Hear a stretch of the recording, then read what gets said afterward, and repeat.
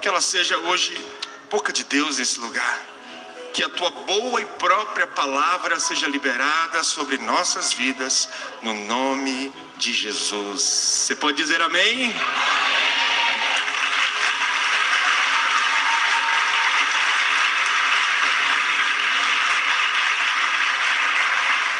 Glória a Deus, aleluia, paz do Senhor Jesus, igreja, amém. Que alívio, gente, tomei banho, troquei de roupa.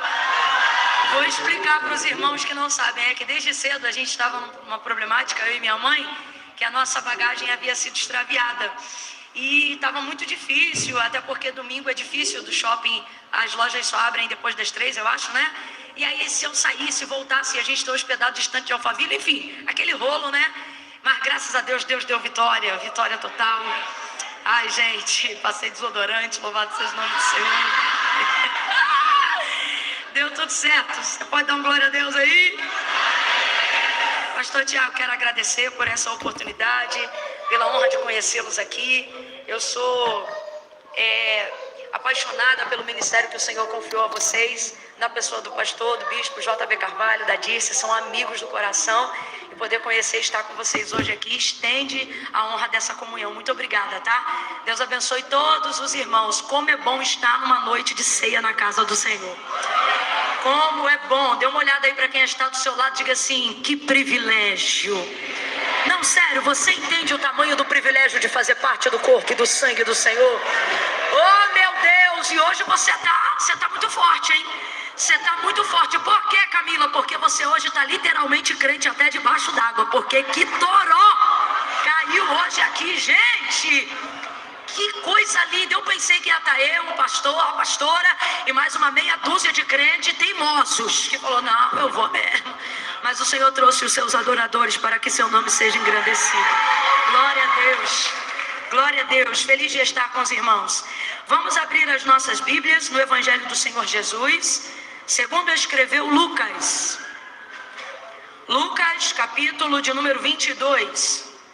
Eu faço uma força para falar 22. A gente que é carioca dá uma chiadinha, né? Meu natural seria Lucas 22.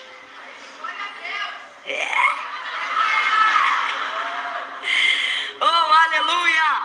Deus abençoe, irmão César, irmã Tatiane. Deus vivo, gente.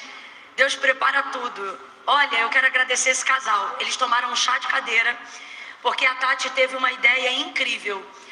Ela viu a minha situação pela rede social, e aí ela separou um vestido novo, lindo, de uma loja que eu amo e que ela ainda não tinha usado. Eu falei, olha, essa oferta aí tá igual a de Davi no campo de Araúna, hein? Sacrificial. Porque é uma marca muito querida e um vestido muito bonito. E olha o que ela pensou, gente. Eu vou chegar 1h30 mais ou menos mais cedo do horário combinado. E eu não sabia, eu estava apagada, né? Porque eu estava sem dormir já há quase 2 dias. E daqui a pouco o telefone tocou. Minha mãe, olha, o pessoal chegou. Eu falei, meu Deus, como é que o pessoal chegou, gente? Eu pensei, hoje é um dia que Deus me abate. Vou ir suja, fedorenta, feiosa, né? E não, ela teve essa ideia de chegar mais cedo, ver se essa roupa dava. Só que o que aconteceu? Tati e César trouxeram a bênção. Eles chegaram 30 minutos depois de cravado. Chegou quem? Mas olha que eu já tinha experimentado o vestido que Tati graciosamente trouxe para tentar nos favorecer. Porque a igreja é assim, vocês são assim. E aí eu experimentei e falei, poxa mãe, olha o vestido da irmã, eu vou ter que devolver. Botei o vestido de novo. Sabe o que eu fiz para quebrantar o coração dela? Mas isso ela só ia ver em casa. Eu peguei a etiqueta da comprovação da minha bagagem, porque eu tinha rasgado a etiqueta de abrir, aquele papel celofane, sabe? E coloquei a etiqueta bem em cima assim da cola, como quem diz assim, era para ter ficado. E coloquei na sacola e mandei para ela. E vim falando sobre isso, brincando no caminho. Quando chegou, agradeci de todo o coração, irmã, muito obrigada, mas olha, não precisou, a mala chegou junto. Tá aqui, usa seu vestido. Ela, não, de maneira nenhuma. Eu falei, não. Falei, não, Tati, de maneira nenhuma. Ela, não, é seu. Eu falei, não. E aí, quando ela me deu o vestido que eu ganhei, eu falei, Jesus, valeu a pena ter perdido a mala. Muito obrigada. Tati, obrigada pelo teu carinho, irmão César. Obrigada por compartilhar testemunhos de fé que edificaram minha vida no caminho, viu? Deus abençoe vocês. Vamos lá, gente, sem mais delongas, porque um momento muito especial ainda, que é do ato da ceia, ainda se segue. Lucas 22, já fiquei à vontade, já soltei o 2. Versículos 27 em diante. Quem achou, diga amém. Lucas 22, versículos 27 em diante. Diz assim o texto: pois qual é maior, quem está à mesa ou quem serve? Não é quem está à mesa? Eu, porém, entre vós sou como aquele que serve. Vós sois os que tendes permanecido comigo nas minhas tentações. Assim como meu Pai me confiou um reino, eu o confio a vós, para que comais e bebais a minha mesa no meu reino, e vos assenteis sobre os tronos para julgar as 12 tribos de Israel. Verso 31. Simão, Simão, Satanás vos pediu para vos peneirar como trigo, mas eu roguei ao Pai por ti, para que não desfaleças a tua fé. Então, quando tu te converteres, fortalece os teus irmãos. E respondeu-lhe Pedro, dizendo: Senhor, estou pronto a ir contigo para a prisão e até a morte. Tornou Jesus a dizer: digo-te, Pedro, que não cantará hoje o galo antes que 3 vezes negues que me conhece. Então Jesus lhes perguntou, somente até o 34, perdão. Não cantará hoje o galo antes que 3 vezes negues que me conhece. Somente até aqui. Diga amém por essa palavra. Essa palavra, ela voltou ao meu coração nessa noite como palavra de Deus para esse dia. E eu acredito exatamente no que eu ouvi da boca do pastor Tiago quando fui entrando aqui no templo. Quando ele dizia, numa atmosfera como essa, eu reproduzi exatamente esta mesma palavra esta semana, numa outra atmosfera como essa. E eu dizia, numa atmosfera como essa, tão profética, palavras se tornam decretos.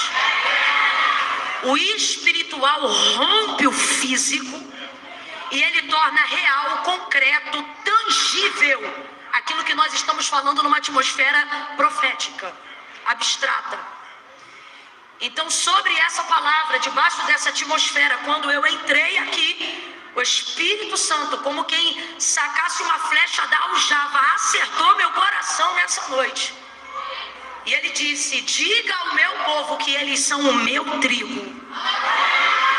Porque essa palavra fala sobre isso. Então, debaixo dessa palavra, irmãos, eu vou contar de 1 a 3. No 3, antes de você tomar assento, eu vou te pedir para liberar essa palavra que determina o rumo profético, que Deus nos aponta como verdade, como resposta nessa noite para a nossa vida.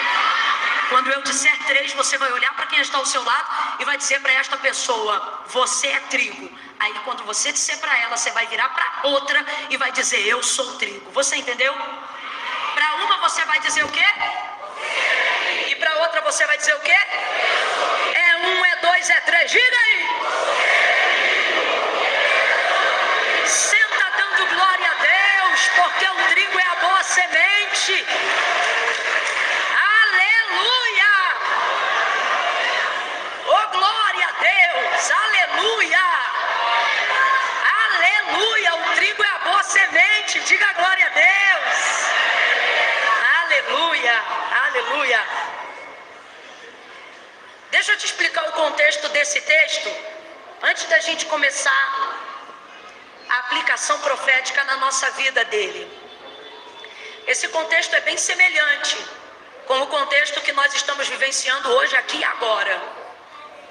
Um lugar foi preparado para que a mesa do Senhor estivesse posta. Nesse dia aqui o Senhor vai celebrar a última ceia. A última oportunidade que ele tem de estar em comunhão com seus discípulos antes de ser levado ao Calvário. Ele sabia que a hora dele estava chegando. E literalmente esse episódio aqui, essa narrativa que a gente acabou de fazer menção nessa noite, ela antecede apenas horas, eu disse, do pior momento de dor e agonia que Jesus já viveu na sua história, enquanto viveu entre nós aqui, habitando num corpo humano. Não há absolutamente nenhum outro momento de maior dor, de maior angústia e de maior agonia que na sua condição humana ele tenha sido impelido no seu processo de jornada ministerial aqui na terra.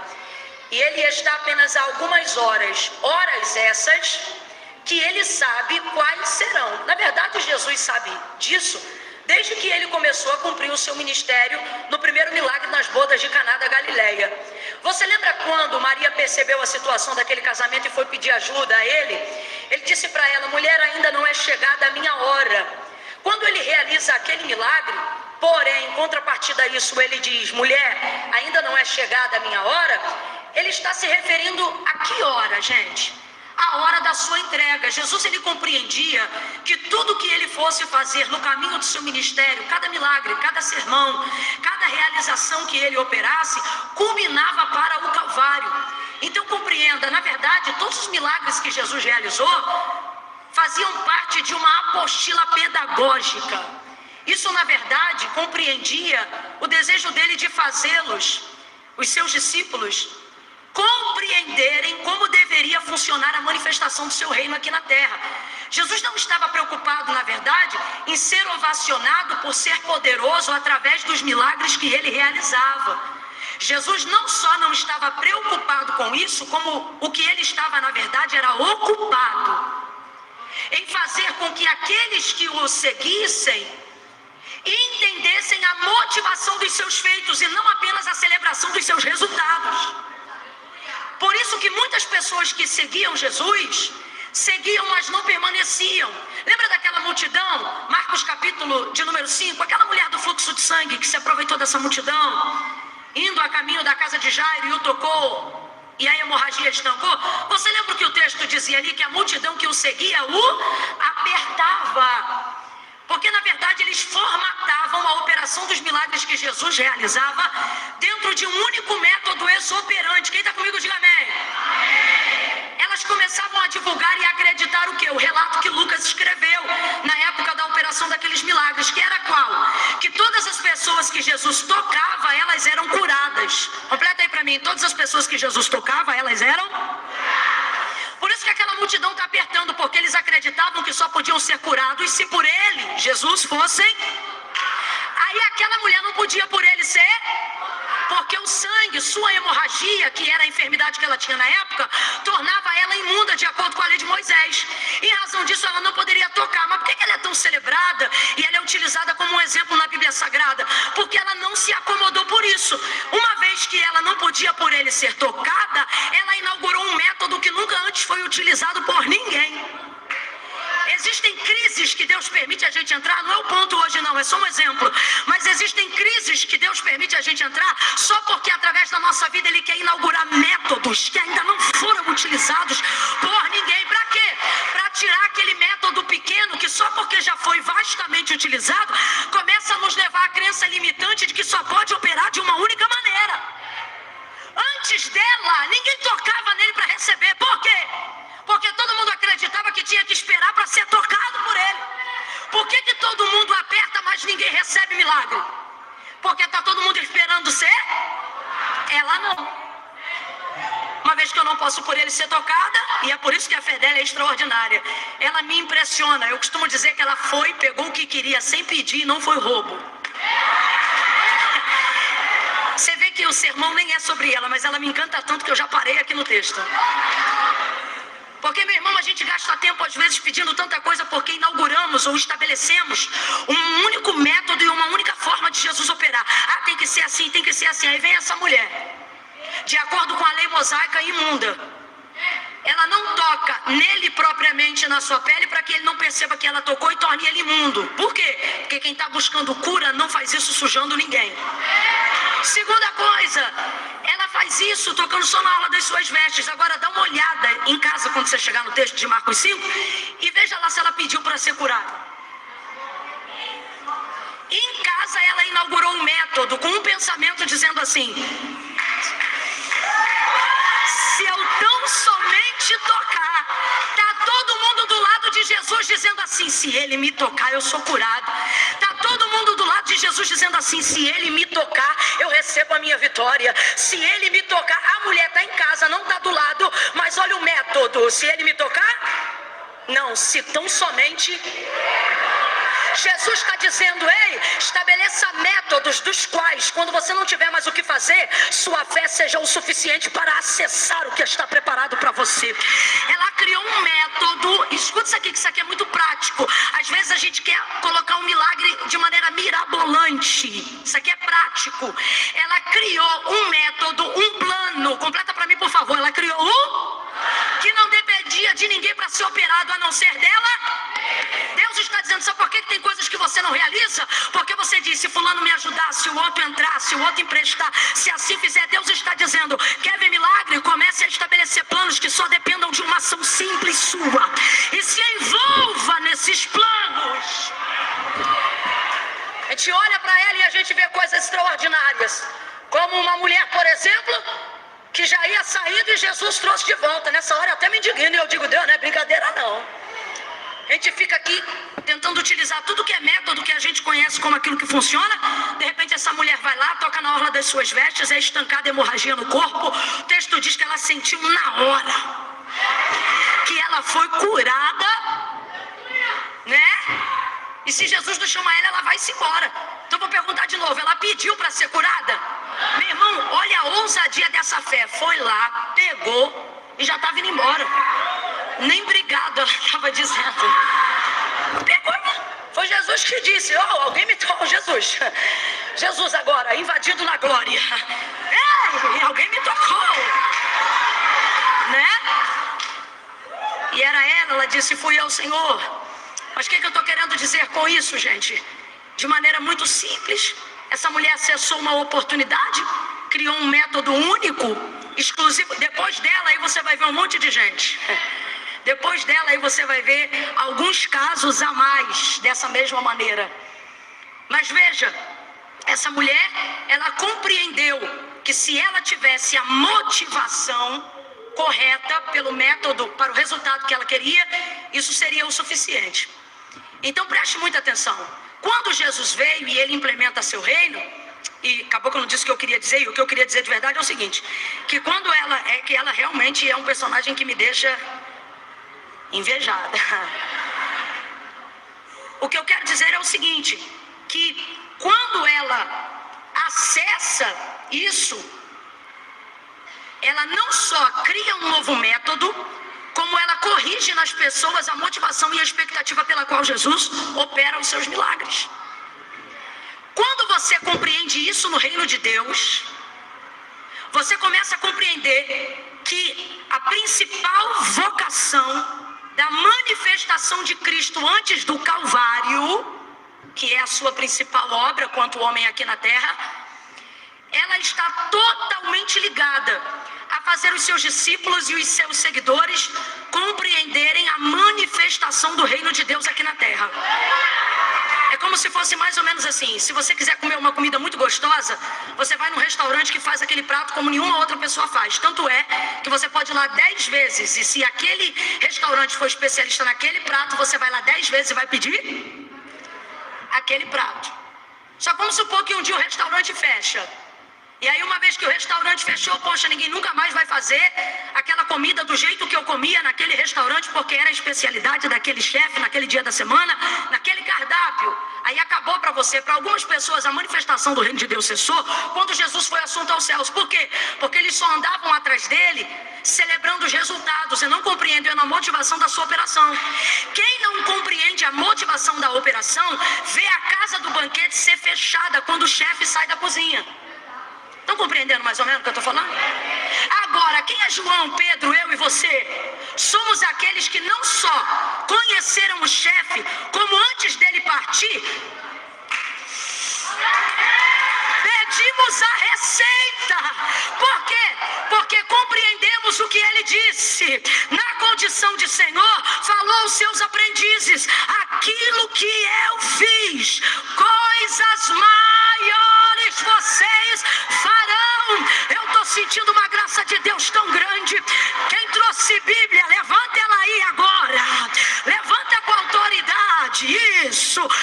Ai, Camila, eu não tenho Bíblia de papel. dica. Levanta a tua Bíblia aí e comece a dizer: tá tudo bem, eu tenho a receita. Olha para quem está do teu lado e diga: a minha cozinha continua aberta. Tempero da graça, tempero da unção, tempero do poder, tempero da libertação. O reino de Deus se manifesta aonde eu entro, aonde eu falo, aonde eu canto, aonde eu prego, aonde eu profetizo, aonde eu intercedo, aonde eu oro, porque eu não só conheci o chefe, eu compreendi suas motivações, eu ando com a receita. Aleluia! Esses 2 anos vão virar 4, os 4 vão virar 8, os 8 vão virar 16, e todos os anos se seguirão até que a igreja seja arrebatada.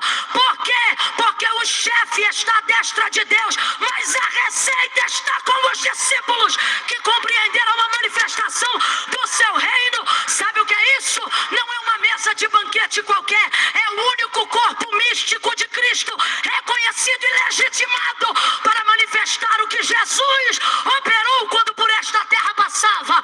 Olha para quem está do teu lado e diga com carinho: me respeita. Eu tenho a receita. Você está entendendo? Alguém aqui está compreendendo? Tanto é que depois de um tempo, fortalecendo a mentalidade dos seus discípulos, para que eles não celebrassem apenas os resultados, mas para que compreendessem a sua motivação. Quando você tem a motivação assertiva, você tem motivação continuativa. Ela não passa independente dos resultados que você já viveu. Você continua trabalhando para viver novos resultados. Por quê? Porque quem trabalha pelo resultado é escravo, quem trabalha pela motivação é senhor. Você vai, continua vivendo, você continua seguindo. Vocês estão compreendendo o que Deus está falando conosco? Glória a Deus que sim. Vocês são da igreja, do bicho também. É isso. Aleluia. Aleluia. Então Jesus, na celebração da última ceia, vai garantir, abre aspas para o que eu estou falando aqui, tá? Se eles estão compreendendo a receita. Porque desde o primeiro chamamento, quando a primeira cúpula ministerial de Cristo foi composta, Jesus ele tem esse cuidado de dizer: olha, não cuideis de andar ansiosos por coisa alguma. Ele percebia, porque Jesus não chamou os catedráticos, pelo menos não para compor a sua cúpula ministerial daquela época. Ele chamou os seus discípulos, pessoas simples, pescadores. Tanto que o povo se impressiona quando Pedro fala a multidão, depois da assunção de Cristo. Não é aquele pescador, como quem diz, um indouto, um inculto. Então ele chama essas pessoas muito simples. E pessoas muito simples têm crenças muito limitantes. E a verdade é que eles deixaram tudo para seguir Jesus, mas ainda estão em processo de conversão e de libertação, não para se apegarem aos resultados. Tanto é, eita glória. Esse é aquele momento que você diz assim: ainda bem que eu estou na igreja se Jesus voltar. Não é? Então veja, ele chamou e eles deixaram o que eles tinham. Tanto é que no chamamento de Pedro, primeiro apóstolo da igreja primitiva, ele seguiu Jesus depois de ter pego a maior multidão de peixes da sua vida, seu maior cardume. Largou tudo e seguiu, para compreender que não era o resultado, era a motivação. Então eram pessoas simples, e pessoas simples às vezes dentro de um contexto acabam tendo muitas crenças limitantes, e os discípulos não eram diferentes. Então Jesus quebrava essa limitação. Olha isso, eles estão andando com o Filho de Deus. Eles estão vendo cegos serem curados de manhã, e antes do entardecer eles já estão pensando na janta. Aquela preocupação, lembra da multiplicação, Mateus 14, dos pães e dos peixes, daquele menino que trouxe 5 pães, 2 peixinhos. Jesus deu graças, começou a repartir, multiplicou para aquela multidão. Qual foi o pensamento dos discípulos depois do sermão pregado naquele deserto, naquela tarde? Senhor, manda eles embora. Rapaz, Jesus está pregando, irmão. Se a gente ouvir alguém que a gente gosta, ou que nem gosta, mas que está pregando a palavra, já cativa a gente. Imagina você ver o verbo vivo pregando, pastor, pelo amor de Deus, gente. Ai, nesse culto ia ter que me catar a capar. Olha isso. Então, veja, Jesus está pregando, o povo está tomado, mas aquela multidão, Jesus disse que tinha compaixão. Por quê? Não o seguiam apenas por o que ele falava, mas sua principal motivação era o quê? Se ia ter comida. E os discípulos sabiam disso. Por quê? Porque pensavam como eles. Tem gente que só tem capacidade de julgar a gente pelos erros que a gente comete, porque no fundo eles cometem os mesmos erros. E aí os discípulos, Senhor, manda embora, manda esse povo embora. E o Senhor disse, não, ninguém vai embora, manda o povo sentar. Imagina você desesperado com uma multidão, você só tem 5 pães para dividir para 12, 2 peixes. E aí Jesus diz, não manda ninguém embora, faz círculo de 50 em 50 e 100 e manda todo mundo sentar. Que desespero. Porque o pensamento deles ainda estava nessa necessidade. Estamos seguindo aquele que supre necessidade. Estamos seguindo aquilo que supre necessidade. Ele supre necessidade, mas ainda assim, muito limitante. Eu vou te provar que a crença dos discípulos ainda era limitante, mesmo diante das realizações de Jesus. Porque isso não tem a ver com ter, tem a ver com se tornar. Quando Jesus te dá coisas, Ele não te dá coisas para você dizer, eu tenho. Ele te dá coisas para que você se torne. Você vai entender. Se você tem coisas e estas coisas não te tornaram uma pessoa melhor, não foi Jesus que te deu. Tudo que Jesus te dá e te acrescenta te torna uma pessoa melhor. E aí olha isso, a prova de que a crença limitante deles era tamanha, que um dos discípulos vai chegar para ele na hora que veio os 5 pães e 2 peixes e diz assim para ele, Senhor, mas o que é isso para tanta gente? Ele fica com vergonha de oferecer aquilo. Um rapaz deixou aqui 5 pães e 2 peixes, mas o que é isso para tanta gente? Oh, nem que tivéssemos, quem está me ouvindo, diga amém. 200 denários de dinheiro. A crença, quando é muito limitante, nem no campo da imaginação, pastor Tiago, a pessoa consegue chegar a um resultado positivo. De tão limitada que ela é. Se liga nisso aqui, ó. Ele está falando de um campo de imaginação, ó. Baseado na quantidade de pessoas que tem aqui, 5 mil homens, sem contar mulheres e crianças, a conta que deveria ser feita era do que precisaria para abastecer, mesmo não tendo. Para abastecer isso aqui, só se tivéssemos. Se você não está tão limitado, você faz pelo menos uma conta, mesmo que você não tenha condições de pagar aquilo. Isso parece gente que deve, porque não tem dinheiro nem para metade, não pensa nem como vai pagar, e é por isso que nunca paga. Porque quando você estuda o cálculo e trabalha numa imaginação acessível, você começa a quebrar crenças limitantes na sua cabeça. Vai ouvindo aí. Eu sei que essa linguagem está meio de coach, mas você vai compreendendo. Eu estou falando é de fé mesmo. Tá?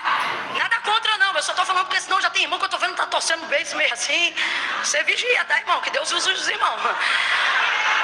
E olha o que ele vai falar. Nem que tivéssemos, irmão, se você já vai falar no campo da imaginação. Vocês estão compreendendo?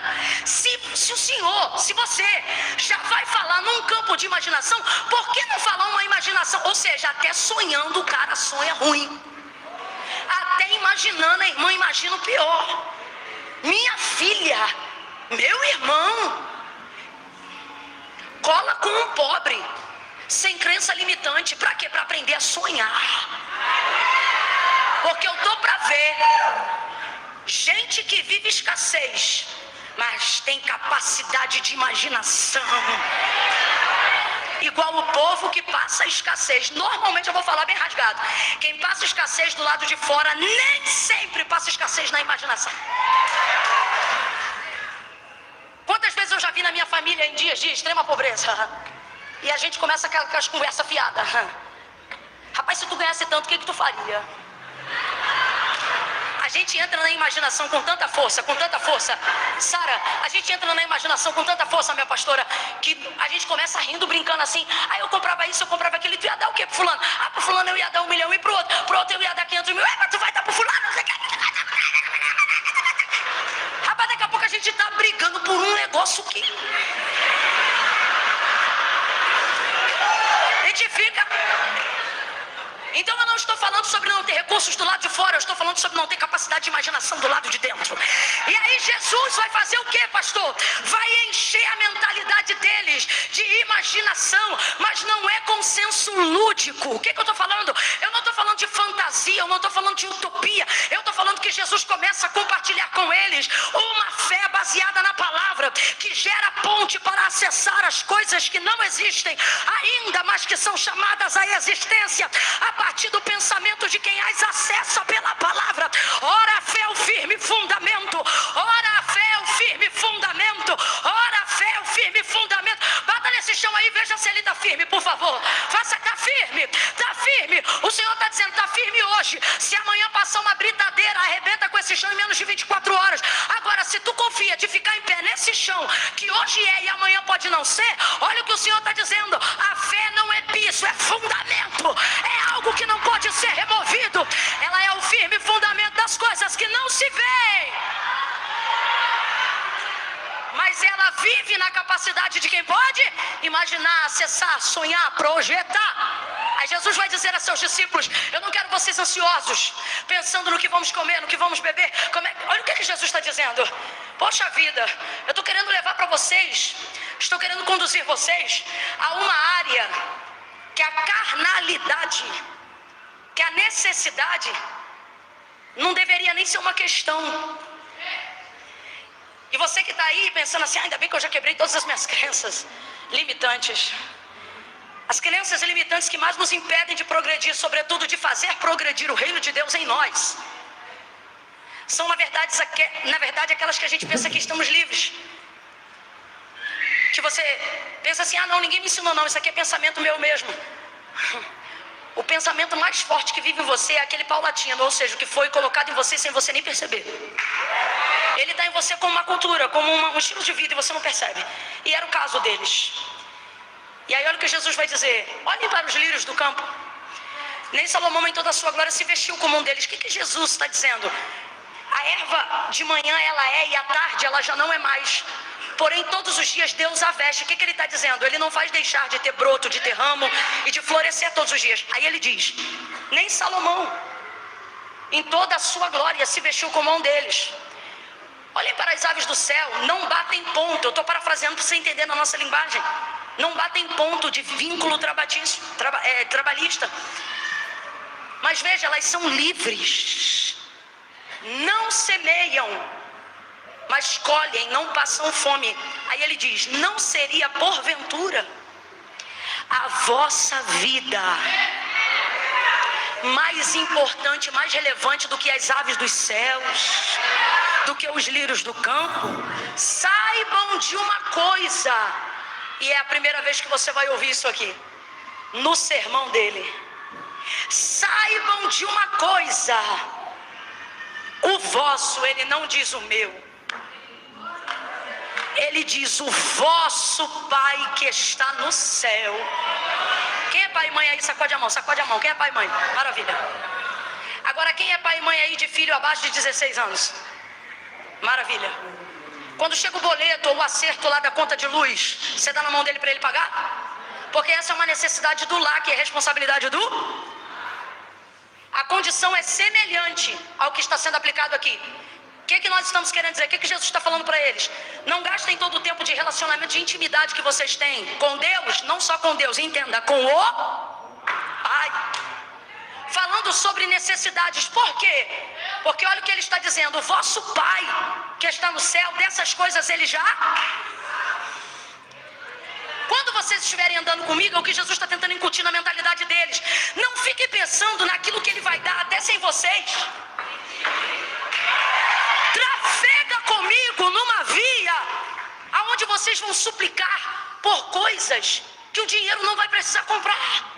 Trafega comigo numa via em que a sua dependência não vai estar limitada na roupa que veste, na casa que mora, no carro que você quer ter. Desculpa, mas você pode ter o melhor carro, a melhor casa, você pode ter a melhor estrutura financeira. Não é sobre isso. Isso vai te gerar enfado, vai te gerar ansiedade, vai te gerar síndrome do pensamento acelerado. Provérbios, Salomão fala sobre isso. Quanto mais o homem enriquece, menor fica o seu tempo, maior fica a sua preocupação, e menos paz muitas das vezes tem dentro da sua casa. Por isso no mesmo texto ele vai dizer, é melhor um bocado seco onde há paz do que muita riqueza num banquete onde há escassez de paz, ou seja, onde não há alegria. Então entenda, olha o que Jesus está dizendo. Parem de gastar o tempo da vossa vida pedindo por aquilo que quando vocês não sabiam pedir, o Pai já dava. Quem aqui não nasceu num lar cristão, aprendeu o que era oração outro dia, o que era a vida devocional outro dia, e quando olha para a vida hoje, diante de Deus, diz assim: mano, eu não conhecia ele, mas ele já cuidava de mim. Alguém aqui já teve essa experiência? Então seria porventura agora num relacionamento de intimidade que Deus vai querer usar, ou melhor, que você vai usar todo o tempo que você tem para falar só disso? Com todo respeito, mas eu vou falar bem rasgado o que Deus está mandando eu dizer. Sabe o que Ele está dizendo? Meu filho, para pagar essa conta é só você virar mais um plantão. Para você ir morar nessa casa é só você fazer mais um curso. Você quer trabalhar naquele lugar, você quer entrar nessa área, acorda mais cedo, estuda e capacita. Eu vou falar mais rasgado. Sabe o que o Senhor está dizendo? Se o dinheiro que você precisa o banco dá, vai falar com o banco, não fala comigo não. Agora, se você falar comigo o que não tem no banco, aí a gente vai começar a transitar numa esfera que ninguém ainda conhece. Então Jesus está chamando eles para coisas maiores. Quem está compreendendo, diga amém. Para compreenderem. Aí agora na celebração da última ceia, Ele quer dar uma conferida. Estou usando uma linguagem assim bem no populacho. Ele quer dar uma conferida se está todo mundo compreendendo a receita, utilizando os ingredientes corretos. Por quê? Porque o corpo de Cristo em carne vai ser assunto. Primeiro vai ser crucificado, vai ser entregue, vai abalar, e depois Ele vai ressuscitar. Vai passar aquele período de 40 dias e depois Ele vai subir e vai se cumprir tudo o que foi dito sobre Ele, pelos profetas maiores, pelos menores, pelo salmo messiânico de Davi. Em Atos dos Apóstolos capítulo 1 se cumpre um deles: levantai, ó portas, as vossas cabeças, levantai, ó portais eternos. Há anjos que começam a fazer a comitiva angelical do Jesus em carne, que começa a subir por entre as nuvens, diante dos olhos dos discípulos que estão presentes. Aquilo ali nada mais é do que o salmo de Davi: levantai, ó portas, as vossas cabeças, levantai, ó portais eternos, para que entre o Rei da Glória. O porteiro nunca abriu a porta de dentro para fora. Então ele diz: quem é este o Rei da Glória? É assim o salmo, quem lembra? Aí os anjos, a comitiva vai adiante: levantai, ó portas, as vossas cabeças, levantai, ó moradas eternas, para que entre o Rei da Glória. O porteiro pergunta: quem é este o Rei da Glória? Poético, mas é o que está acontecendo em Atos 1. Quem é este o Rei da Glória? O Senhor poderoso na batalha, o Senhor poderoso dos exércitos. Vamos traduzir para Atos 1: aquele que venceu o pecado e a morte, ou seja, aquele que venceu o que diziam que era invencível.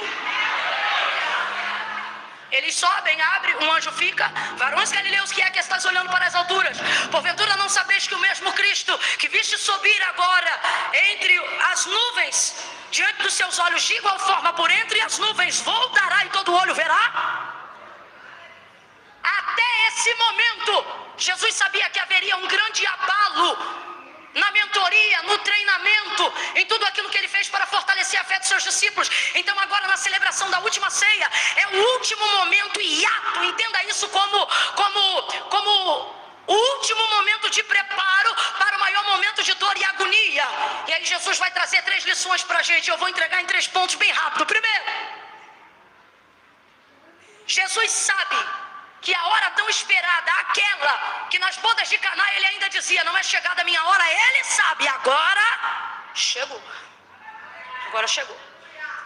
Ele não vai passar esse tempo sem ficar com os seus, sem falar com os seus, sem abençoar os seus. E agora, pasme, num ato solene como o que nós estamos a realizar daqui a alguns minutos nesta noite, na celebração da ceia, cálice, sangue, pão, corpo, memória do Senhor, Ele vai fazer pactos com a igreja. Ele vai dizer: fazei em memória de mim. Ele vai preparar um suco da vida numa adega especial no céu, e Ele diz assim: porque até aquele dia não beberei novamente, até que vocês estejam ao redor da minha mesa. Que incrível! Pense nesse ato de ceia. Pense agora na ceia que hoje nós viemos adorar em espírito. Os discípulos estão vendo o homenageado ser também o celebrante da cerimônia. Pense num culto onde Jesus celebra a ceia, é o pregador e ainda é o cantor. Porque foi o que aconteceu nesse dia aqui. O texto diz que logo depois deles terminarem de cear, olha o momento, gente. Se uma ceia entre nós já é extraordinária, imagina uma ceia com Cristo na cabeceira, ou no meio entre eles. Imagine. Quando termina termina de cear, se liga na cena, eu quero que você imagine, com literalidade, mas imagine.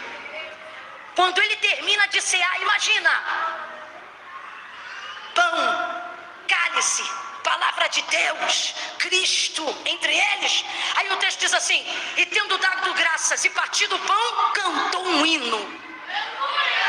Não diz apenas cantaram, mas antes disso diz cantou. Quem puxou o hino? Quem cantou o hino? Imagina, você acabou de tomar o cálice, você acabou de comer o pão e ele começa a cantar. Imagina a voz de Jesus, o que devia ser? A voz de Jesus cantando, gente, a capela, a capela. Ai, pelo amor de Deus, você não deu glória ainda por quê? Imagina Jesus. Nós viveremos esse dia. Aí você imagina, termina de cantar, mano. Pensa nessa cena, para tudo agora, para tudo agora, pensa nessa cena. Que glória. Só que olha o que o texto diz, e essa parte eu não li, mas está no mesmo capítulo, depois você lê. Depois desse momento, se liga, só falta os anjos, só falta sentir as asas dos anjos batendo no lugar. Olha o que o texto diz, que quando Jesus começa a falar da sua entrega, ou seja, ele está dizendo que eu vou sair, o Filho do Homem vai ser entregue, vai acontecer tudo aquilo que eu estou treinando vocês. Olha o que o texto diz.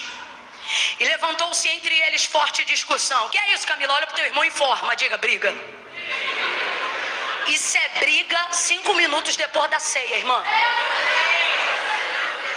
O pau começou a quebrar, a veia do pescoço de alguém começou a levantar. Alguém ficou vermelho, alguém falou mais alto. E posso te falar, a motivação da briga é tão feia quanto ela. Sabe qual era a disputa e a briga? Enquanto Jesus está falando da sua retirada, em vez deles sofrerem pela sua retirada, sabe o que eles pensam? Quem vai ficar no lugar da liderança? Deus me livre. Olha para o teu irmão e diga: Deus me free. Deus me livre. Jesus ainda nem se ausentou do meio deles, pastor. Nem se ausentou do meio deles. E eles já estão pensando quem é que vai liderar. Começaram a discutir para saber entre eles quem seria o maior. Jesus estava presente. Aí Jesus vai acabar com a discussão. Jesus vai entrar e ele vai dizer assim: estando entre vós, quem é o maior? O que Jesus está dizendo? Calma que eu ainda nem saí. Estando entre vós, quem é o maior? O Senhor é o maior, ok.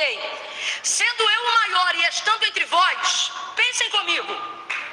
A mesa, quem é maior? O que se assenta ou o que serve? Olha o que ele está dizendo. Quem é o maior entre vós? O maior sou eu, Jesus. Ok. Uma vez que vocês concordam que eu, Jesus, sou o maior entre vós, agora pensem comigo. Estando à mesa, tem aquele que se assenta e é servido, e tem o que está ao lado de pé servindo. Quem é maior? O que se assenta ou o que serve? Não, eu não estou falando que vocês falarem o que Jesus falou. Estou falando qual é o protocolo. Então você vai num restaurante, você manda o garçom sentar e é você que serve ele? Então vamos lá, Jesus está explicando para eles. Estando entre vós eu sou o maior, mas pensem comigo. A mesa, o maior é o que se assenta ou é o que serve? Agora, estando eu entre vós, me assentei ou vos servi? São perguntas. Eles lembram, foi o Senhor. Botou toalha na cintura, colocou posição de servo, lavou pés, fez um monte de coisa. Não, foi o Senhor. Pois então entendam, no meu reino. Sabe o que Jesus está dizendo? O problema de vocês não é nem vocês estarem brigando, mas é vocês estarem brigando pelo motivo errado. No meu reino o maior é o quê? O maior é o quê? Então ele não está brigando porque alguém quer ser referência. O que ele está brigando é pela motivação pela qual esse alguém quer ser. Então ele está dizendo: vocês querem ser maior? Não briguem pela cadeira, briguem pelo serviço.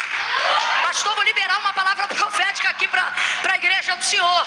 Se tiver briga aqui, vai ser na escala de obreiro. Por quê? Porque alguém repetiu? Não, porque alguém vai querer vir de novo. Vai querer, não, esse mês eu vou servir todos os domingos. Não, esse mês eu quero todas as terças. Eu quero declarar que vai ter irmão levantando a voz do estacionamento dizendo: não, entre e assiste o culto. Aí ele diz: não, entra você. Hoje quem vai cuidar dos carros sou eu. Você está dizendo: querem brigar? Briguem por isto.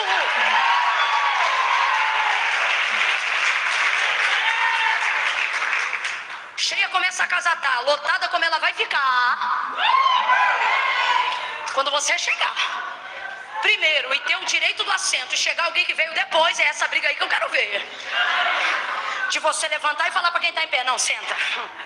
E a pessoa dizer: não, de jeito nenhum, não, você vai sentar aí, senta aí. Eu levantei para você sentar. É o que Jesus está falando. No meu reino maior é o que? No meu reino maior é o que serve. Parem de brigar. Tendo dito isto, se liga nisso aqui. Segundo ponto, só falta mais 10 minutos e eu encerro. Prometo, pastor. Tem um crente à beça hoje. Segunda coisa, ele diz assim: tendo dito isso, acabou a briga, cessou o problema. Ele vai direto em Pedro e não o chama de Pedro. Quem leu comigo lembra, ele chama ele de quê? Imagina uma briga onde 12 pessoas provavelmente estão discutindo. 3 com a voz mais alta, 2 mais baixo, mais algumas observando. Jesus chega, acaba com a briga e vai numa pessoa só. Agora responda pra mim: dá pra brigar sozinho, gente?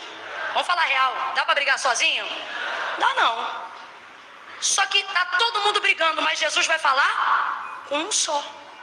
Ele vai direto em Pedro e ele tá chateado, porque ele não diz Pedro, ele diz Simão. Sabe o que é Simão?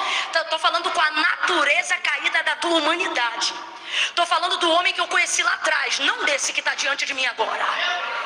Porque quando o Senhor conheceu Pedro, ele falava e era muito mais conhecido por Simão. E o Senhor começou a chamá-lo muito mais de Pedro, para falar sobre o seu processo de transformação. Tu és Pedro, sobre esta rocha, este fragmento de pedra edificarei a minha igreja, as portas do inferno não prevalecerão contra ela. Aquele que era o mais sanguíneo e aparentemente mais rebelde se tornou o melhor líder, ou o líder pioneiro que a igreja precisava para se estabelecer em Jerusalém e nas demais nações. Foi extremamente vital e continuou sendo, ainda antes de Deus erguer e levantar o futuro então apóstolo Paulo. Pense num homem tão tremendo em obras e tão poderoso que quando ele saía do culto e das orações da sinagoga, o povo fazia fileira para que a sombra de onde ele passasse manifestasse a cura do poder que a sua vida carregava. Agora este homem aí está quebrando o pau depois da ceia.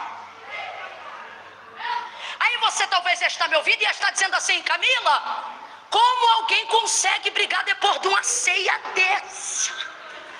Igualzinho você que participa de um ambiente de glória desse, já chega em casa reclamando de louça na pia, roupa suja, negócio fora do lugar, carro que tá sujo, a mulher que não abasteceu porque ela só usa o carro, não abastece a gasolina. Olha Deus me usando com revelação aqui.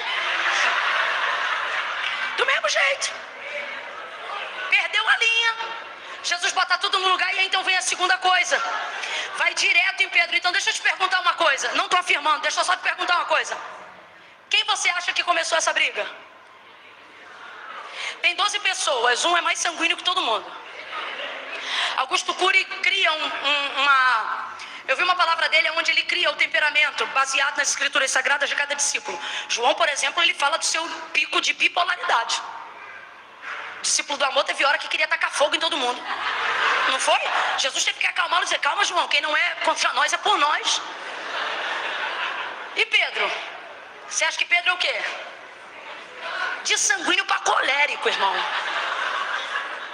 Pedro é Simão. O que isso significa?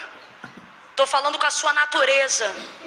Estou falando com um Adão caído que insiste em residir em você.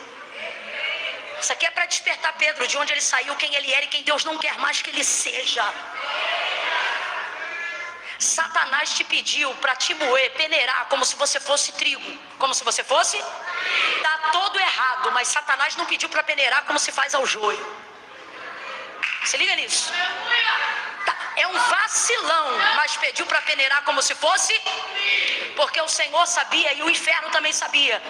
É um trigo novo, mas ainda assim é? E qual é a diferença? Vou lhe dizer agora. Camila, por que o Senhor orou por ele, já que ele é trigo? E a palavra do Senhor aponta na parábola do joio e do trigo, que o trigo é a boa semente semeada pelo Senhor. Por que então o Senhor não permitiu que Pedro fosse tentado, que Satanás concluísse a tentação que queria? Por que precisou da intervenção de Jesus? Quem está comigo, diga amém, gente. Por que precisou da intervenção de Jesus, dizendo para Pedro, para Simão, que orou, entrou na posição de intercessor e orou por ele, dizendo: Pai, livra ele dessa tentação, já que ele era trigo, que caísse então na peneira, como convém ao crente ser provado, para aprender o que é paciência, para aprender o que é perseverança, como diz o texto sagrado. Mas por que? É isto que você tem que se perguntar nesse texto. Por que o Senhor Jesus vai entrar para interceder pela vida de Pedro? Olha a condição de Pedro. Você está achando que isso é difícil? Olha a condição de Pedro. Olha como o Senhor fala com ele: Simão, Simão, Satanás te pediu para te peneirar como trigo, mas eu roguei ao Pai por ti. Olha como eu orei por ti. Quando tu te converteres. Olha, ele está dizendo: eu consegui um livramento para você. Ok? Está livre. Agora tem o seguinte, olha a admoestação. Quando tu te converteres. Acabou de tomar ceia. Isso, finge que não é com você mesmo não. Acabou de cear. Estava no hall de membros da Igreja de Cristo, mas ainda não era. O processo de transformação de metanoia ainda estava em andamento. Quando tu te converteres, fortalece os teus irmãos. Então aqui está a resposta da pergunta que a gente acabou de fazer. Por que a intercessão? Primeiro, porque é trigo. Mas segundo, por que a intercessão? Porque não está convertido agora, mas quando converter, você vai ter um processo de conversão tão forte que você não vai ser só forte, você vai ter o poder de fazer o quê? Fortalecer os seus irmãos. Deus estava vendo a liderança de Pedro, Cristo apontava a liderança de Pedro, só Pedro não via o seu potencial e por isso vacilava, mesmo sendo uma boa semente, mesmo tendo um bom mentor, mesmo ouvindo uma boa palavra. Só que nesta noite nós devemos fazer como Jesus. Primeiro, interceder por aqueles que têm potencial, mas ainda não estão preparados. Interceder por aqueles que são bons, mas ainda são meio rebeldes. Interceder por aqueles a quem o Senhor confiou um propósito maravilhoso e eles só se rebelam ou só fazem coisas que vacilam na fé, não porque são desgraçados, infelizes ou joio, não, mas porque todos veem o potencial deles, menos. Mas essa é a última barreira e crença limitante que Deus vai derrubar na vida de Pedro. O que? Ele vai corrigir a sua identidade. Camila, como é que se corrige a identidade de um homem e de uma mulher que Deus quer usar? Você tem que parar de se ver como você se vê e tem que começar a se ver como Deus te chamou. E comece a profetizar sobre a sua vida as palavras que Deus liberou sobre você. Nelas está sua vida, nela está a sua identidade. Vou te explicar o processo da peneira em 2 minutos. Primeiro, como é que funcionava a agricultura? E o Senhor está falando na linguagem daquela época, porque Ele quer acessar aquelas pessoas. Hoje Ele está falando nessa linguagem, porque Ele quer acessar essas pessoas. Então entenda, como era o processo da agricultura? Vem comigo na parábola, ele diz assim: parábola do trigo e do joio. Durante o dia, os servos semearam o trigo, a semente que o Senhor do campo deu para eles semearem na terra. Trabalharam o dia inteiro, semearam a semente do trigo, para dar lucro e semente no celeiro do Senhor do campo. Quando chegou a noite, eles estavam cansados. Completa para mim, eles estavam? Dormiram, porque o sono é para todos. O sono é para...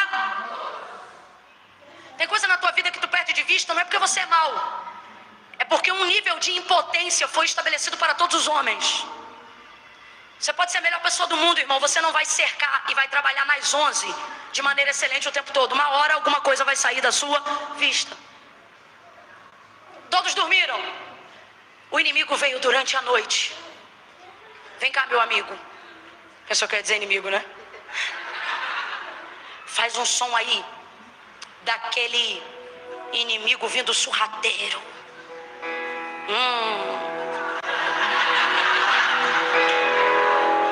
Durante a noite, enquanto todos dormiam, o inimigo vem e começa a plantar a semente do joio, onde eles plantaram a semente do... No outro dia de manhã, ambos começam a crescer. Vai, cresce. Pronto. Vai crescendo joio e trigo juntos. Joio e trigo vão crescendo. Joio e trigo vão crescendo. estão desesperados e vão à porta bater do Senhor. Senhor, que semente foi que o Senhor nos deu? O Senhor não nos deu a boa semente e o trigo? Ele disse sim. Pois então, agora o joio está crescendo no meio do trigo. Como é isso? Ele disse, ora, essa semente quem semeou foi o inimigo. O Senhor do campo na parábola fala para eles que a semente do joio quem semeou foi o... Diga para mim, se o Senhor sabia que quem semeou a semente foi o inimigo, por que não a impediu de ser semeada? Porque o Senhor está cuidando de coisas importantes e seus servos também deveriam cuidar de coisas mais importantes. Por que você está falando isso, Camila? Entenda. O objetivo do Senhor é que o trigo seja semeado. O objetivo do Senhor é que o trigo cresça. O objetivo do Senhor é colher o trigo e colocar a sua semente no celeiro. Camila, e o joio? O joio não deve ser preocupação para nós. Por quê? Porque joio não impede o crescimento do trigo, mesmo que esteja do seu lado. Mas eles vão ficar desesperados. E aí eles vão dizer assim, Senhor, quer que nós vamos lá e arranquemos o joio no meio do trigo? O Senhor vai dizer, não! Faz isso não. Porque há de ser que vocês não vão ter o discernimento perfeito de saber o que é joio e o que é. E arrancando o joio, mesmo que seja para ajudar, nesse processo pode ser que vocês percam alguma semente de... Agora diga para mim, a semente de joio vale quanto? Nada, porque joio é considerado erva daninha das sementes. Então ele não vale nada. Agora, alguém pega aqui para mim um galinho desse ramo de trigo, por favor.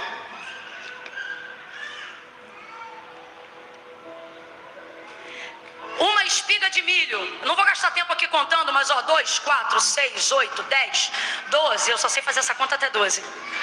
13, 14, 15, 16, 17, 18, 19, 20, 21. Já passei de 20, presta atenção. Sabe quantas sementes são necessárias para num ramo de trigo? Quem está comigo ainda, abre o olho, diga amém.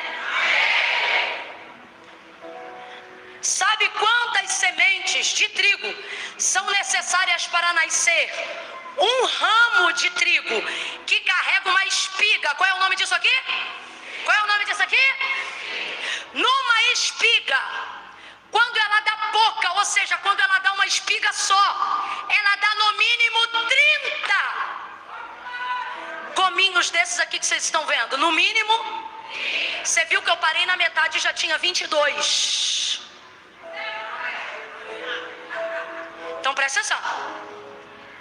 Uma semente devolve 30 sementes de trigo. Isso acontece se ela devolver o mínimo. Porque tem ramo de trigo que num ramo nasce uma espiga, 2 espigas, 3 espigas, 30, 60 e até por... Então olha a preocupação do Senhor da terra. Olha a preocupação do Senhor da terra. O baterista pode ir subindo também. Olha a preocupação do Senhor da terra. Se vocês arrancarem, vamos supor, 1000 feixes de joio, mas perderem um ramo de trigo, eu perdi muito por nada. Camila, então o que a gente faz? O trigo não deve ser sua ocupação, o joio não deve ser sua ocupação e menos ainda sua preocupação. Deus está dizendo hoje aqui, a trigos, a servos, e como o Senhor Ele está dizendo, por que você acha que tem que fazer tudo e organizar tudo do seu jeito, achando que você é o último profeta da última verdade pregada? Ah, porque eu vou revelar, ah, porque eu vou mostrar, ah, porque isso, porque aquilo, causa mais escândalo, muitas vezes mais confusão. Camila, cuidado, você está falando de um jeito que parece até que a gente tolera o pecado. Não, a gente não tolera o pecado. O que a gente não pode deixar é o que o joio está fazendo contra o campo, fazer-nos perder as únicas sementes que importam para o Senhor. Camila, eu ainda não entendi. Então você vai entender agora. Deus está dizendo, pare de ocupar-se com o joio, ou melhor, pare de preocupar-se com a vida do joio e comece a ocupar o seu tempo com o trigo, ao invés de passar o dia inteiro olhando na internet para ver quem pecou, quem estava no bloquinho, quem estava na marcha e agora veio aqui tomar ceia. O Senhor está dizendo, o joio não vai te levar a lugar nenhum. Quer ocupação? Vai visitar os hospitais, vai visitar os presídios, vai procurar gente que vai gerar resultado na obra de Deus. Com todo respeito,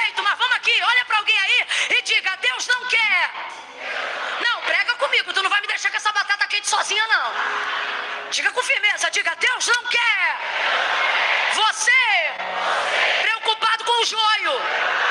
Diga, Ele te chamou para se ocupar com o trigo.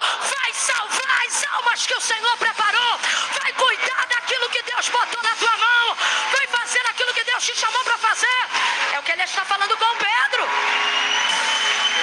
É isso que Ele está falando com Pedro. O contexto, na verdade, é esse. Agora, você vai entender melhor o que eu estou dizendo.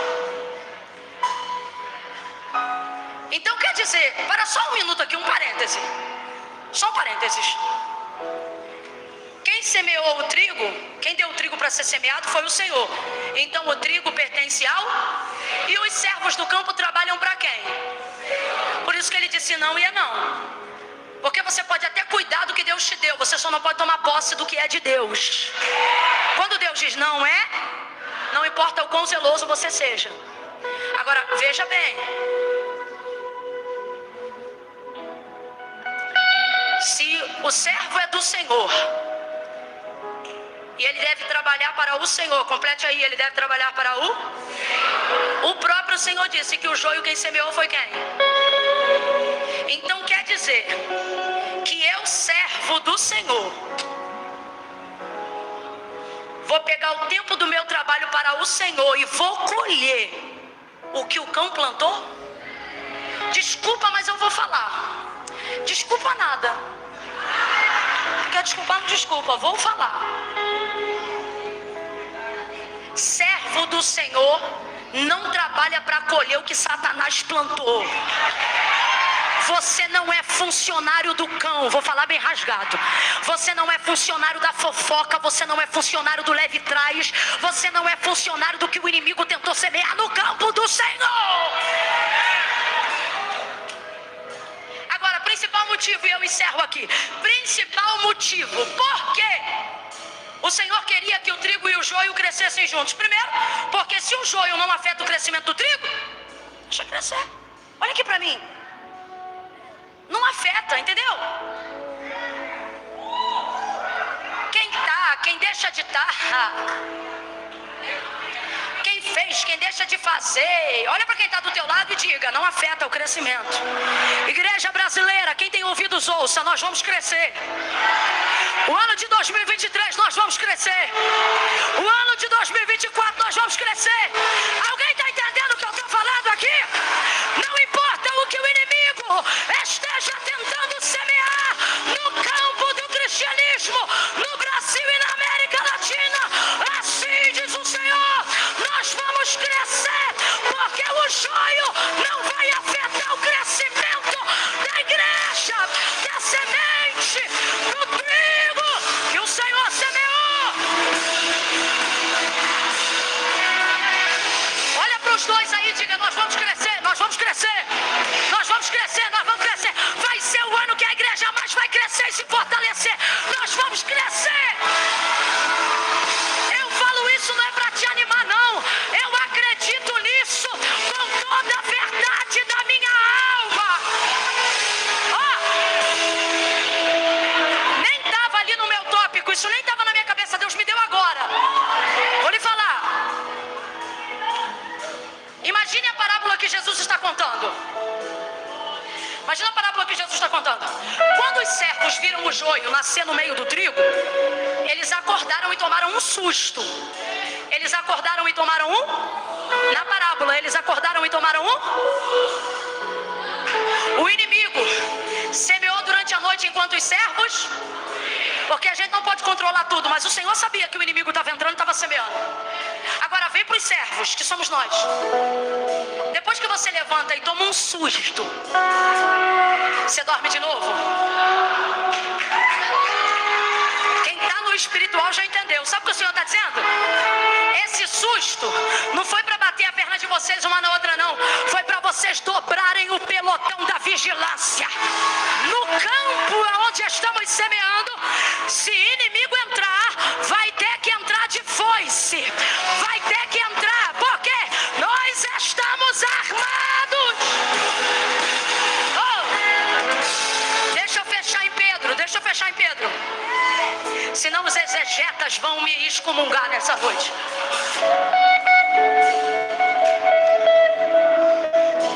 Por que interceder por Pedro? Pelo mesmo motivo que Jesus não deixou arrancar o joio. Agora que tu ficou de pé, tu fica de pé até o final. Eu não falei pra tu ficar de pé, foi tu que ficou. Prometo, eu vou encerrar aqui.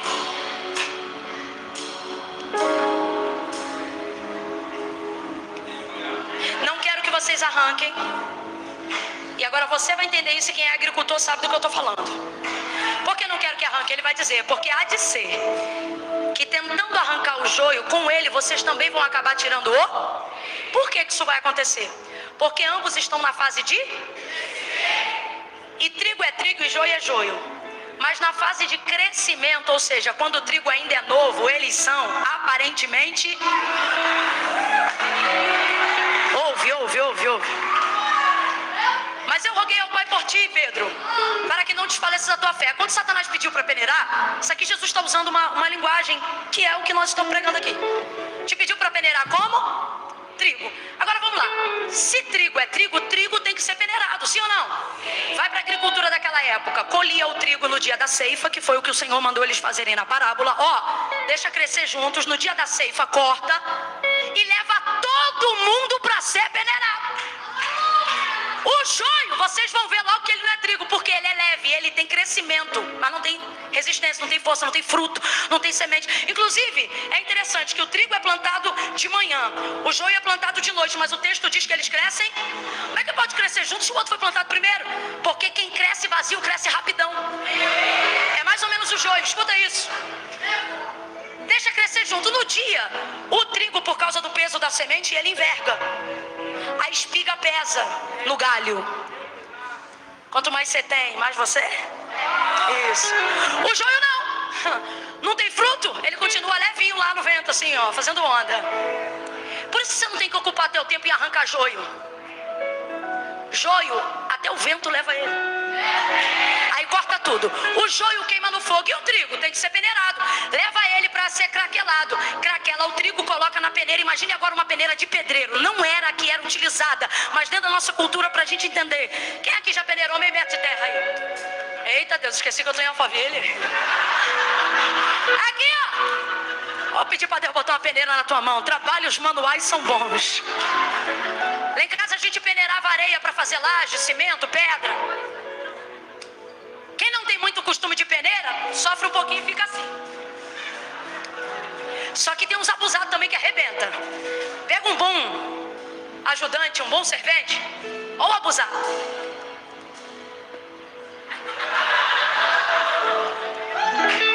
Ele arrebenta. Joga pro alto, escute isso. O que a peneira faz no trigo? Ela rasga a casca. Quando joga pro alto, só sobe sobe na verdade os dois, mas só cai de novo na peneira. Só ela tem peso para ficar. A casca não fica. A casca, guarde isso, eu fui estudar a história da agricultura de Israel nos dias de Jesus. Sabe o que eu descobri? E eu estou falando história com H. Que a maioria daqueles que cultivavam trigo pegavam o trigo no campo, mas levavam eles para onde passava o vento oeste. Sabe o que eu descobri, pastor Tiago? Que o vento oeste para o agricultor nos dias de Jesus na Bíblia significa literalmente aonde o vento faz porque no processo da peneira o vento levava a casca e o vento selecionava a casca da semente. Por que Jesus está comparando o homem, a salvação, a vida humana ao trigo? Porque isso aqui é Ele não está investindo em você para fortalecer casca. O que ele quer fortalecer é No céu não entra carne e sangue, o que vai entrar é a alma. Vai ouvindo. Mas o trigo novo é parecido com o joio. Por quê? Porque o trigo novo, ele cresce pegando os nutrientes da casca. O trigo só está pronto para ser peneirado ao amadurecer. E como o agricultor sabe que o trigo está pronto para ser colhido? Porque a semente do lado de dentro da espiga já soltou Então quando a peneira rasgar a casca, ela vai liberar crente, quando está pronto para ser provado, a prova não machuca ele, melhora ele, libera para fora o que ele tem de melhor. Agora o trigo novo, se ele for peneirado, quando a peneira rasgar a casca, também vai ferir porque ele ainda depende dos nutrientes que a casca puxa da terra. Você pode dizer que ama muito a Deus pelo que Ele é, mas primeiro você conhece Ele pelo que Ele faz. Deus sabe disso, por isso que Ele disse a Israel: Moisés, canta canções para o meu povo que lembra eles do que eu fiz. Por quê? Para que ao lembrarem dos meus feitos, eles saibam quem eu sou. Você pode até amá-lo depois de um tempo de convivência porque Ele é, mas aprendeu a conhecê-lo através do que Ele... Trigo novo precisa de feitos, nutrientes para fortalecer a alma, o espírito. Só que trigo maduro... Camila, dá um exemplo de trigo maduro. Ok, Jó. Jó está preso na casca? Um homem que diz diante da perda: Deus deu, Deus tomou, bendito seja o nome do Senhor. Responde para mim, esse cara está na casca? Está na casca? Sabe qual é o convite do Senhor na celebração da ceia nessa noite? Sabe qual é o convite do Senhor para esses 2 anos de ministério? Ele está dizendo: ei, de um tempo aqui para frente, já não vos falarei como meninos, como que há trigos novos, porque assim diz o Senhor: eu estou preparando o teu ano para te soltar da casca. Tudo que fizerem contra você não vai ferir a tua alma, não vai ferir os teus dons, não vai ferir a tua comunhão com Deus. Por que o Senhor vai interceder então? Porque Pedro é trigo, mas ainda é trigo novo. Pedro é trigo, mas ainda é trigo. Senhor, ele pode ser provado, mas não agora, porque ele é trigo. Se ferir ele agora, também vai ferir a alma, a semente. E aí quem vai perder? A mentoria de Jesus. 4 anos de investimento na cabeça desse cara. Segura isso aqui só um minutinho, rapazes, que isso aqui eu quero que eles engulam no seco. No seco. 4 anos de investimento específico. 3 anos e meio, perdão, em cima dele. Pai, não faz isso não. O que o filho está dizendo? Pai, não é nem por ele não, é pelo que eu fiz. Sabe o que o Senhor está dizendo? Se fosse só por você, tu já estava na peneira. Mas por causa do investimento que eu tenho feito em você e no ministério que eu te confiei, eu vou te livrar de peneiras desnecessárias, mas não vou te livrar para sempre. Por quê? Porque trigo novo não pode ir para a peneira, mas o maduro anseia a hora. Isso aponta para a salvação. Quando a casca sair, aquilo pelo qual ele realmente investiu será liberado para entrar no celeiro. Novo. Pedro deu muito trabalho. Quer ver? Jesus acabou de dizer: Satanás te pediu. O que ele está dizendo? Pedro, você não está pronto. Olha como é que ele responde: estou pronto.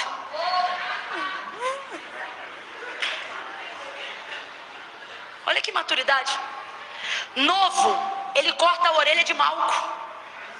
Maduro, ele cura os surdos. Faz uma comparação aqui comigo.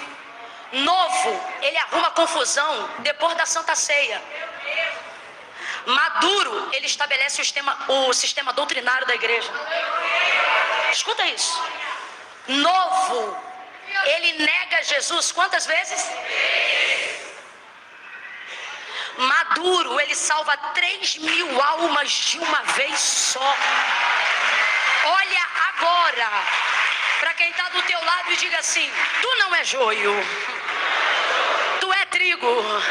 Pode ser novo, mas é trigo. Olha aqui para mim, teu filho pode estar com a nota vermelha e você diz: não é possível, Deus falou que ia ser doutor. Mas aqui nota vermelha de joio, o Senhor está dizendo: não, é trigo novo. É trigo novo. Esse marido é trigo novo. Esses processos da vida são trigos novos. Deus está dizendo: não abra mão disso agora. Não abra mão desse casamento agora. Não abra mão do chamado que Deus te confiou agora. Deus está mandando dizer isso aqui: não abra mão de ti mesmo agora.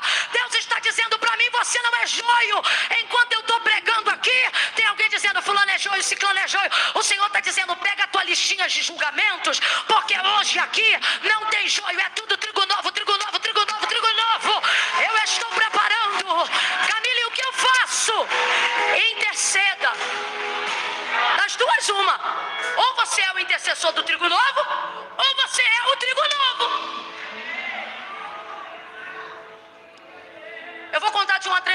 agora. No 3. Só vai levantar a mão. Quem está me ouvindo, diga amém. Trigo novo, presta atenção. Não são todos. Se César levantar a mão, eu taco a Bíblia nele aqui. Isso aí me contou cada história. Isso não tem nem mais casca. Camila, eu não entendi muito bem esse negócio de casca não. Vou te falar. É quando alguém diz assim, ó: menina, tu viu? Fulano falou mal de tu.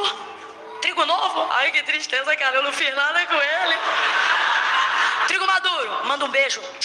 Que Deus abençoe. Porque tá solto da casca. Tá solto. Não importa o que dizem, o que pensam, o que acham. É isso que eu tô falando. Mas tem trigo novo aqui. Gente que tá com a identidade de si mesmo deturpada, pensando assim: Camila, porque eu me afastei, eu só posso ser joio, eu não consigo ser crente. Alguém aqui nessa noite falou isso por esses dias, disse: eu não consigo ser crente. Sabe por que tu não consegue? Sabe por que tu fica... A pessoa que está aqui, que falou isso, ela falou isso porque ela disse assim: não dá, eu fico com um pé lá e outro cá, porque eu não consigo ser crente. Não, tu não entendeu, campeão. O que tu não consegue é ser ímpio. Porque se tu conseguisse, tu não estava aqui no culto de domingo à noite. Tu fica lá e cá por causa da guerra do teu chamado. É que nem você que está aqui que diz assim: não, eu venho porque eu gosto, mas eu sou desviado.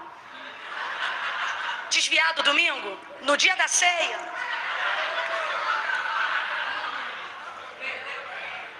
Tu não é desviado. Olha pra mim, desviado não frequenta culto. Que raio de desviado é você?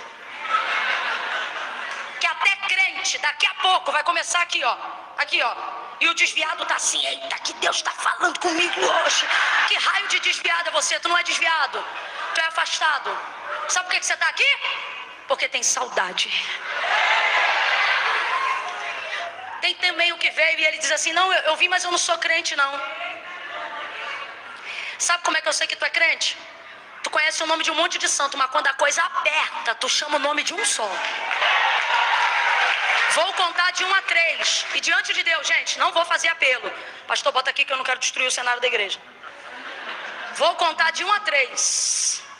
No 3, quem está afastado, distante, e quer tomar uma decisão hoje, antes da celebração da ceia, para poder colocar esse ato memorial como assim, ó: último dia.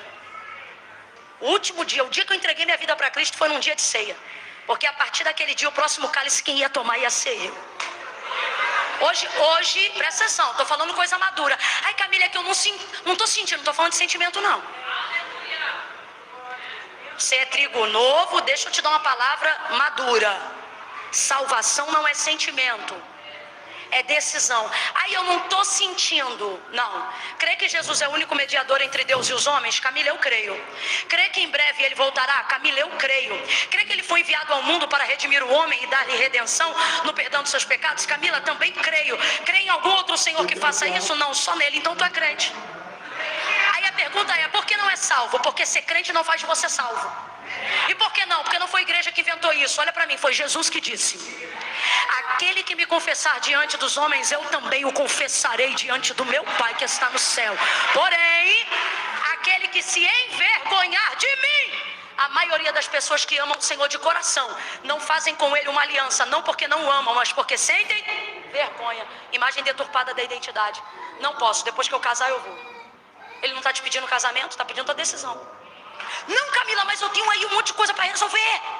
Eu tenho um tico-tico no fubá. Vem você, levanta a mão, tico-tico, fubá. Porque Jesus não disse para ninguém: se arruma e vem. Sabe o que ele disse? Vinde a mim. Todos vós que estáis, estado temporário, vai passar. Mas por que eu vou do jeito que eu tô? Quem conhece meu testemunho sabe, gente. Eu não vim bonitinho igual hoje, não. Bermudinha do Tasmania, camisete do Piu-Piu, barriga de fora, sentada no último banco do culto de domingo, porque eu dizia: hoje tem evento especial no baile. Quando o culto acabar, eu quero ser a primeira a sair. Era assim a minha vida: sábado no baile, domingo na igreja. Só que eu aprendi. Eu queria entregar a vida para Jesus, mas eu não conseguia. Eu sentia Deus, eu chorava, Deus falava comigo. Tem um povo na igreja que tu acha que é joio por causa da roupa que usa. Tu acha que é joio porque ele não fica firme. É trigo novo, irmão. Deus fala com eles. Eu sei disso porque Deus falava comigo. Eu chorava, mano, era uma dor. Eu queria Deus, mas no sábado era uma luta, meu irmão. Aí eu dizia: Senhor, eu não vou conseguir, eu não consigo. Aí olha o que eu disse para Deus. Falei, tá bom, então eu vou no teu nome, porque eu não me garanto, eu não sabia que o nome dele era tão poderoso. Aí eu aprendi depois que eu conheci Jesus, que foi ele mesmo que disse assim, ora, sem minha mente, a ideia de eu tenho que ficar santo primeiro para vir depois, só bloqueou a tua entrega. Porque foi Jesus que disse, sem mim, e é nada mesmo, irmão. Sem mim você planeja, mas não realiza. Sem mim você deseja, mas não consegue executar.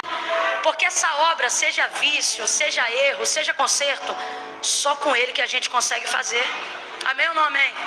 Não vou protelar mais, vou contar agora de 1 a 3. No 3, se você está afastado, se você está distante. Ai, Camila, mas é que eu queria sentir um arrepio. Quer sentir arrepio, tirar a roupa no frio, irmão. Salvação não é atitude emocional, é decisão de fé. Eu estou emocionada aqui ou eu estou falando com você normal? Aqui, ó, na unção do Espírito, mas consciente, não estou... Não, eu fico. Mas no momento não, porque isso aqui é você e Deus. Agora tem uma coisa. Depois que entregou o caminho para ele, confia. E tudo ele... Não importa o que você fez até hoje. Importa a oportunidade que você tem de fazer algo acontecer na tua vida agora. Não vou pedir para vir aqui. Só vai levantar a mão no 3. Camila, sinto de receber essa oração, mas eu já sou crente. Então não levanta a mão que eu não estou te chamando. Agora, assim como eu um dia, não só levantei a mão, como no meu caso eu fui no altar, porque a igreja permitia isso. Mas hoje Deus está sendo tão gentil com a gente. Está afastado, desviou, está de ter conserto, reconciliação. Camila, não precisa falar mais nada, eu sei que sou eu. Chega. No 3, ó, levanta a mão e fica com a mão estendida. Camila, eu tenho vergonha. Fecha os olhos, irmão. Porque a vergonha é passageira, mas a salvação é eterna. Pastor Tiago, vem para cá, meu pastor, que eu vou pedir o senhor para me ajudar agora. Nós só vamos aplaudir no final, depois da oração do pastor Tiago, tá? E vamos hoje fazer o que fez Jesus. Irmão, estou tão feliz de ter ceia hoje aqui. Maior memorial da igreja, maior. E não foi à toa essa palavra. Tem trigo, tem mesa. Oh, tem Jesus aqui. O Jesus que transformou Pedro não vai descartar você porque você é trigo novo. Ele vai interceder por você para que seu processo de transformação te leve ao amadurecimento. Eu conto 1. Comunidade das Nações em Alphaville, espírito de intercessão e súplica agora. Por todos os Pedros, trigos novos, que ainda precisam se converter. Comece a orar agora, vamos. 2. Os rapazes podem ir fazendo um espontâneo. 2,5. Camila, sou eu. Esse conserto, essa reconciliação, a confissão hoje, sou eu, é comigo. É você? 2,5, prepara. 3, levanta a tua mão e mantém ela estendida para eu saber que você está aqui. Camila, sou eu, é comigo isso. Fica com a mão estendida lá no alto. Eu não vou te chamar não, eu estou te vendo. Camila, sou eu estou voltando, eu estou fazendo minha aliança com Deus hoje. É você? Então mantenha a mão estendida. 1, 2, 3, 4, 5, 6, 7, 8, 9, 10, 11, 12, 13, 14, 15, 16, 17, 18, 19, 20, 21, 22, 23, 24, 25, 26, 26, 26, 27, 28, 29, 30, 31,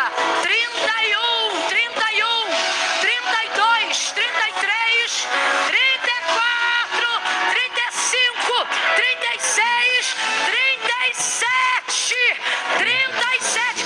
Ei, se você é da igreja e está vendo uma mão estendida, mantenha a mão. Quem fez a aliança, mantenha a mão. Seja corajoso, mantenha a mão. Está vendo a mão estendida? Cola aí. Se você é da igreja, cola com essa pessoa que está com a mão estendida agora. Vambora orar junto, vambora orar junto. Camila, tem uma pessoa com a mão estendida aqui perto de mim. Chega perto dela aí agora. Quando alguém te abraçar, aí você pode abaixar a mão. Enquanto não te abraçar, não abaixa não. Ó, tô precisando de gente lá atrás, obreiros. Lá atrás, ó, lá atrás. Tô precisando de gente lá, ó. Cola aqui também, eu preciso de uma irmã aqui, ó. Aqui, ó, isso. Cola com quem tá. Isso.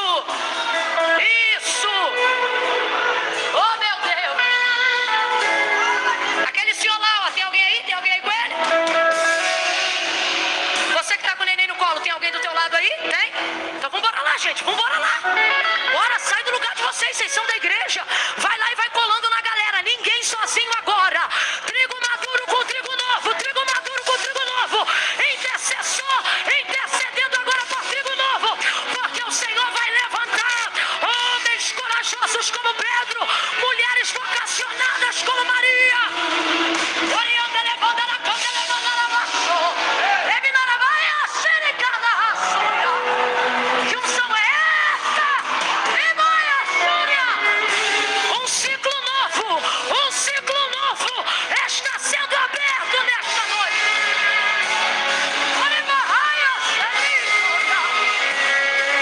Aleluia, aleluia, Jesus. Fica perto dessa pessoa. Meu Deus.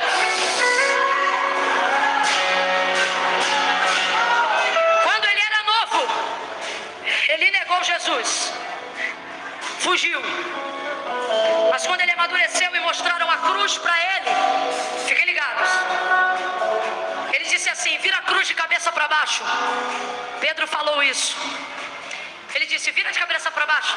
Ele estava tão maduro que não importava o que iam fazer com a carne dele. É essa liberdade que devemos andar, naquele que nos libertou. Não é a liberdade de quem está preocupado se vai ter nova onda de Covid.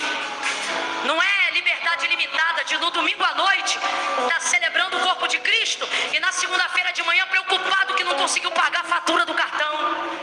Liberdade com que Cristo libertou. Circunstâncias exteriores só batem na minha casca, não corrompem a minha alma, não abalam os meus princípios. Minha semente está guardada. Quem está entendendo isso, diga amém. Quero passar ao pastor da igreja, a igreja que quem sabe você vai fazer parte a partir de hoje, para que ele possa estar orando por todos, por aqueles que estão reconciliando. E pastor, se o senhor puder orar por eles, mas terminar orando por todos nós, para que possamos amadurecer e soltar da casca, será uma bênção. Levante a mão, o pastor vai te abençoar. Vamos orar. Glória a Deus, glória a Deus. Levante suas mãos, levante suas mãos. Pai, obrigado pela tua palavra. Obrigado porque ela é viva e eficaz e ela penetra no profundo do nosso ser. E nós queremos agora pedir por esses queridos que disseram sim para o Senhor, que disseram sim para essa nova vida e essa nova história. Abraça-os nesse momento. A tua palavra diz que aquele que vai a ti, de maneira nenhuma o Senhor lançará fora.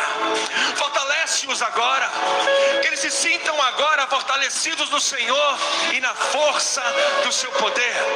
E se eles estiverem cansados, que se cumpra a tua palavra em Isaías, no capítulo 40, que diz que o Senhor faz forte ao cansado e revigora as forças daquele que não tem nenhum vigor. Porque aqueles que esperam no Senhor renovarão as suas forças, subirão com asas como águia, correrão e não se cansarão, caminharão e não se fatigarão. Eu os abençoo, eu declaro o caminho aberto para que eles vivam uma novidade de vida. Bem-vindos à nova história, bem-vindos à melhor estação de suas vidas. Nós declaramos hoje e chamamos o céu como testemunha e dizemos: Senhor, liga hoje na terra e no céu e na terra, vidas que serão uma referência nesse tempo. Hoje levantaram a mão aqui nessa noite, no dia 12 de fevereiro de 2023, pessoas que são respostas para problemas complexos, pessoas que serão voz profética no Brasil, pessoas que serão sopradas, levantadas pelo Espírito Santo, pessoas que serão revolucionários nesse tempo, pessoas que vão quebrar com dogmas religiosos, que irão se manifestar como filhos maduros de Deus, no nome de Jesus. E se você acredita nisso, dê o maior brado de louvor que eu faço.